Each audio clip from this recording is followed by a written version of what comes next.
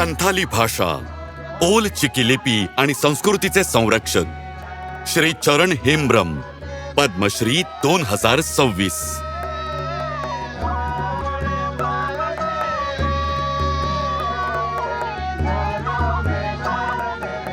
चरण हेम्ब्रम एक असे कर्मयोगी ज्यांनी आपलं संपूर्ण आयुष्य संथाली भाषा, ओल चिकी लिपी आणि आदिवासी संस्कृतीला ओळख आणि भविष्य देण्यासाठी समर्पित केलं. नियतीने त्यांच्या बालपणीच वडिलांची छाया हिरावून घेतली.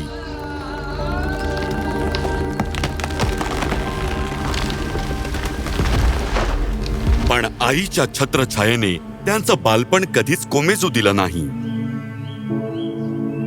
या रोपाचं झाड होण्यासाठी एका माळ्याची, एका गुरुची गरज होती.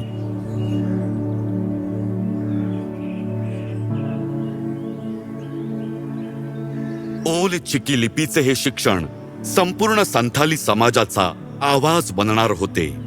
काळ पुढे गेला. 10वीचं शिक्षण पूर्ण केलं. ITIचा कोर्स केला आणि एका साध्या नोकरीचा शोध सुरू होता. पण आयुष्याने एक विलक्षण वळण घेतलं. एका रेल्वे प्रवासात सगळी सर्टिफिकेट्स हरवली. हताश, निराश पोहोचले पुन्हा एकदा गुरूंकडे. हा अपघात नाही, नशिबाचा संकेत आहे बेटा. संथाली वाट नाही तर ते ध्येय आहे. गुरूंचे हे वचन प्रमाण मानून आणि संथालीचा विस्तार जीवनाचे ध्येय बनवून ते निघाले एका अशा प्रवासाला ज्याचा प्रत्येक टप्पा संथाली भाषा आणि संस्कृतीला समर्पित होता. टीचर ट्रेनिंग घेतलं आणि सुरू झाला संथाली शिकवण्याचा प्रवास. गावांमध्ये, शाळांमध्ये,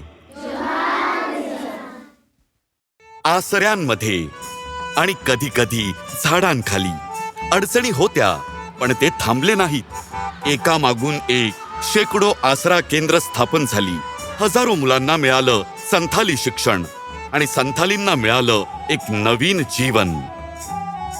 या प्रयत्नांमुळे त्यांची संथाली सचिव म्हणून नियुक्ती झाली, जिथे त्यांनी संस्थांना जोडलं आणि आसऱ्यांनाही मान्यता मिळवून दिली.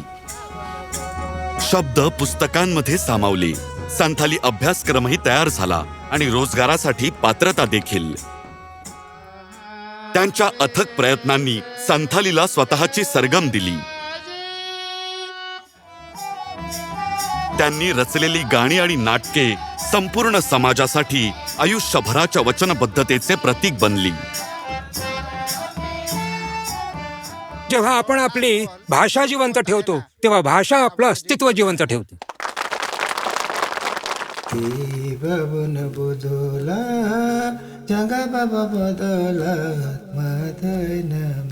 श्री चरण हेम्ब्रम यांच्या गीतांमधून जिवंत असलेल्या पंडित रघुनाथ मुर्मू यांचे हे शाश्वत विचार आजही संथाली समाजाला जीवनाचा मार्ग दाखवत आहेत.